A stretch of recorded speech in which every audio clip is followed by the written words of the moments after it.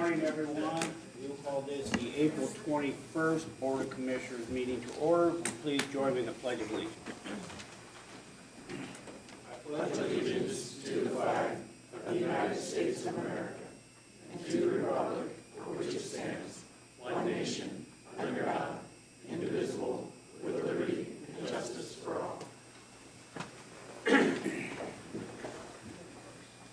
Hope everyone had a nice, pleasant Easter holiday. First up is our meeting minutes. Mr. President, I'll make a motion. We approve the minutes from our April 7th, 2025 meeting. Second. We have a motion and a second. All in favor say aye. Aye. Opposed? That passes. Presentation of accounts payable. Mr. President, I'd like to recommend the claims dated April 9th, 2025 through April 21st, 2025 be approved without exception. So moved. Second? Motion and second to approve the payable vouchers. All in favor say aye. Aye. Opposed? That passes. Payroll.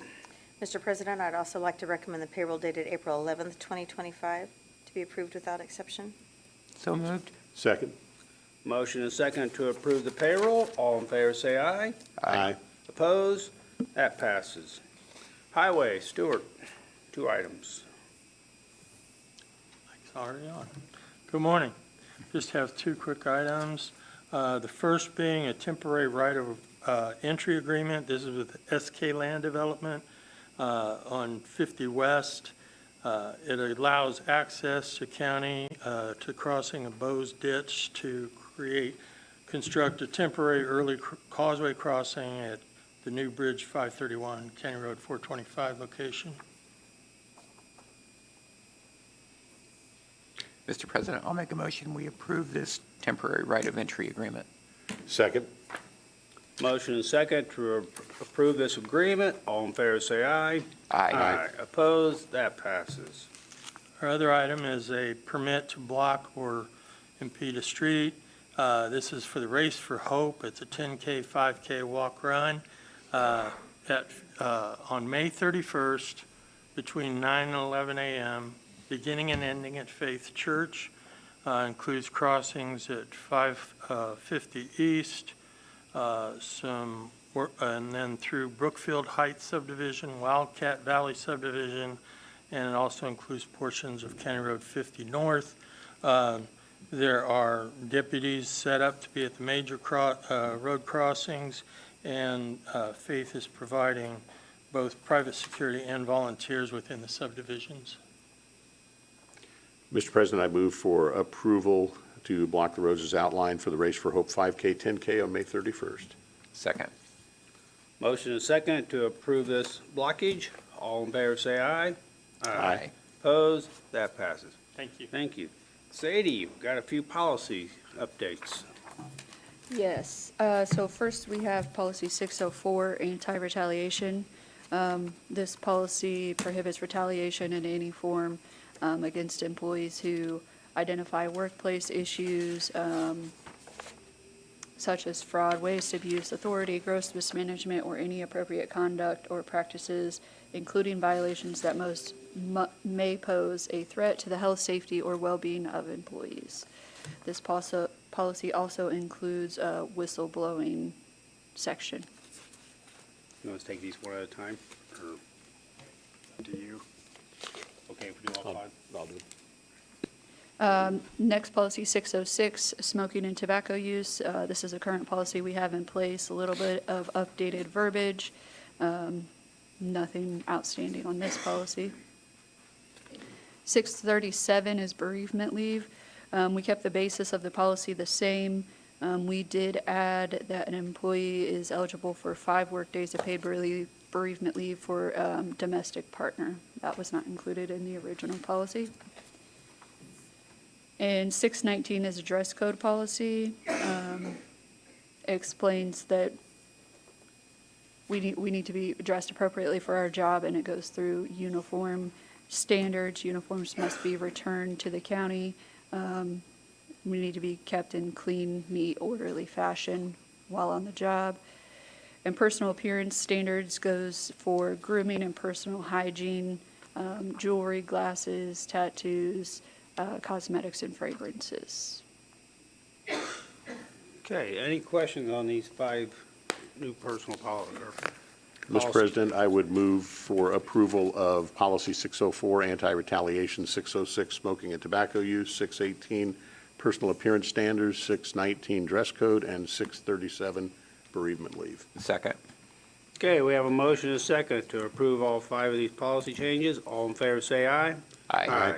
Opposed? That passes. Thank you. Thank you.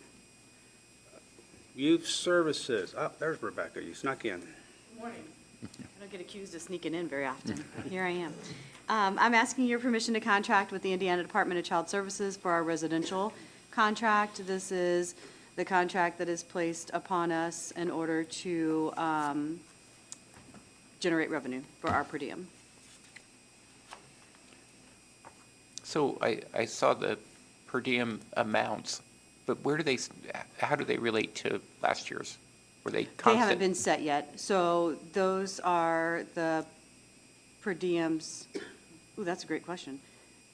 Because I showed, it's a range from $1,893 to $2,300.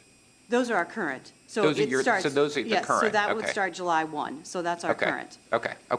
So that is exactly our same rate going into January 1, 2025. Okay.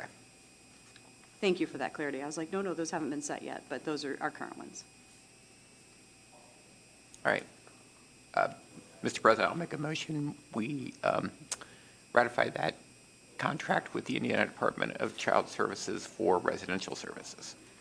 Second. Motion is second to approve this residential services agreement. All in favor, say aye. Aye. Opposed? That passes. Thank you. Thank you. Sharon?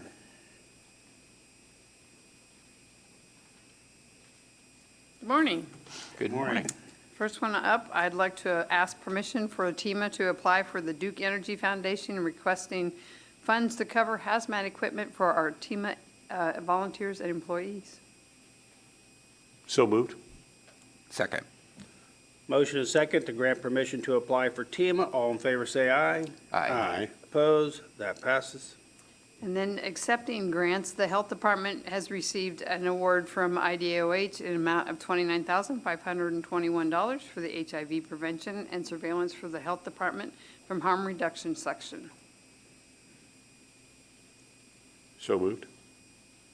Second. Motion is second to grant permission to accept for the Health Department. All in favor, say aye. Aye. Opposed? That passes. And Youth Services has 2 grants. One is the Juvenile Detention Alternatives Initiatives, regular grant to fund teen court, policing the teen brain, tutoring, and parenting education groups in the amount of $85,000 that begins July 1st of 2025. So moved. Second. Motion is second, grant permission to accept for youth services stated. All in favor, say aye. Aye. Opposed? That passes.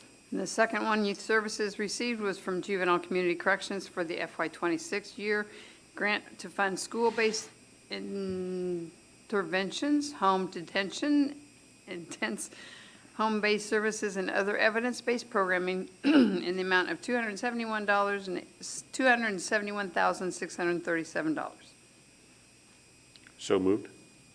Second. Motion is second to grant permission to accept for youth services stated. All in favor, say aye. Aye. Opposed? That passes. Thank you. Okay, under unfinished or new business, we would like to report that we've come to an agreement with what's happening at the state and federal-wise, that we're looking at no new hires for 2026. So as department heads are working on putting their budgets together and looking at things, we are saying no new hires allowed for 2026. Reports on file, or is there any other unfinished or new business? Well, I just want to clarify that no new positions. No new positions. Yeah. Make it correctly that way. Thank you. Anything else? Reports on file, we have from Central Mail and the Treasurer. Those reports will be in the Commissioner's office for the public viewing. Any public comment?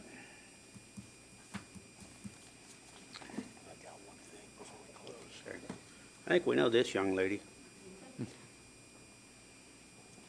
Good morning. I'm so excited to announce this morning that Dylan Harmon will be joining us as a 4-H program assistant for the next however long. So we're just so excited to have her. Yeah, thank you. I'm really excited to be serving my community in this way. Thank you. Welcome Thank back. you. Welcome back.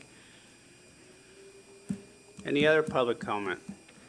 I just want to, I want to add real quick, I know most of you know about the horrible loss experienced by the Lafayette Fire Department with the death of Sergeant Robinson last week and the funeral procession and everything. I want to thank all of the volunteer departments that came out and staffed Lafayette's fire stations so that those men and women could attend the funeral services. That was a major undertaking by a lot of volunteered and paid services in the area. We really appreciate that and ask that you continue to keep the family in your thoughts and prayers.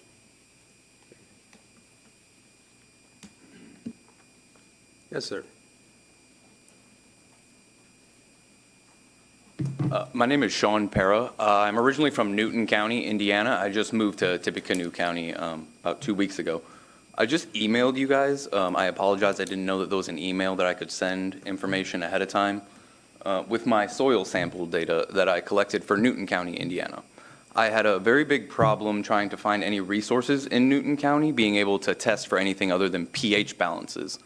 There had been stipulations that heavy metal toxins were in Indiana soil. So I took it upon myself and tested it out of pocket, took it to Element Labs in Fort Wayne, Indiana, after finding out that Purdue University only teaches them how to test for pH and they can't test for heavy metals.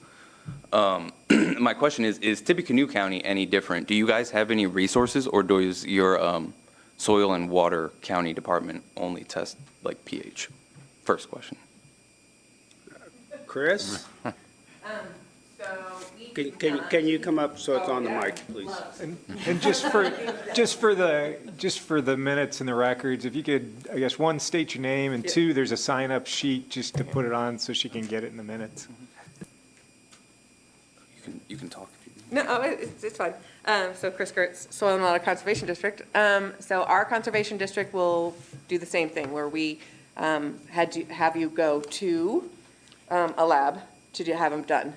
So technically, Purdue does do soil testing, but they do not do it for other entities, so for you. Yes, because we have the soil erosion lab on Purdue's campus. So right now, we actually do have a program. We are paying for soil samples, so it's a litany of elements that we would work with the owners to see what you wanted. That has been passed by a board, so come talk to us. We'd be happy to help you.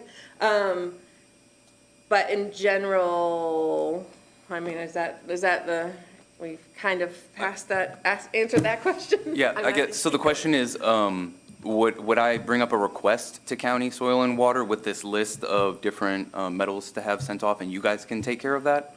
Or you're asking me to take care of it and you would pay for it? So you would be our first, we have what's called Urban Soil Health that has been taking care of soil sampling for us. Urban Soil Health, with all the fabulous changes in the, what is happening, was put on furlough, and the grant that had them access to do soil sampling was taken away. So we asked the board last month in April if we could take that on for people that needed it. They said yes. So you would be the first. So it would be kind of a partnership to work on what that would look like. So just a question. So are you referring to a piece of property that you own that you want to have soil testing done? No, I got permission from Newton County to take soil from public areas as the same thing that I would be asking for Tippecanoe County. I can take it out of the yard that I live in, but I would like to go to some more open areas and get permission to not just vandalize some grass, but take some soil if need be and transport it up to Fort Wayne, Indiana at Element Labs. Okay, so, and you've submitted a request to Tippecanoe County? Is that what you said the email was?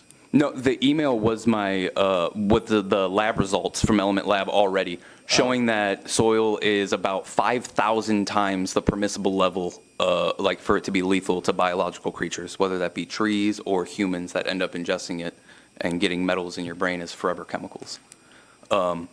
Just one day ago, 24 hours ago, Lieutenant Governor Micah for Indiana just posted a link on Twitter X.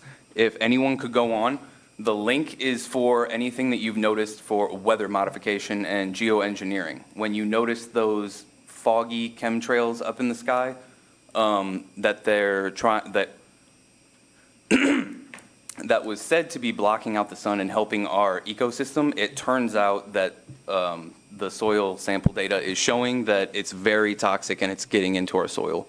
But again, Lieutenant Governor Micah just posted that, and anyone can go on there and please reach out if you guys have any concerns. I personally was at the Make Indiana Healthy meeting on Monday with RFK and Governor Braun. Unfortunately, I didn't get to speak to them because they're pretty high profile, but I did get to speak to a member of Governor Braun's team and submit my soil samples there. But that was from Newton County. I would love to not break chain of command and get to know the people in my community here in Tippecanoe County and handle this a little bit more locally. It'd be easier. Okay. All right. Any other questions? No, thank you for putting me in touch. Chris is a good one. And thank you for approving that grant. Okay. Any other public comment? See none? Move to adjourn? Meeting adjourned.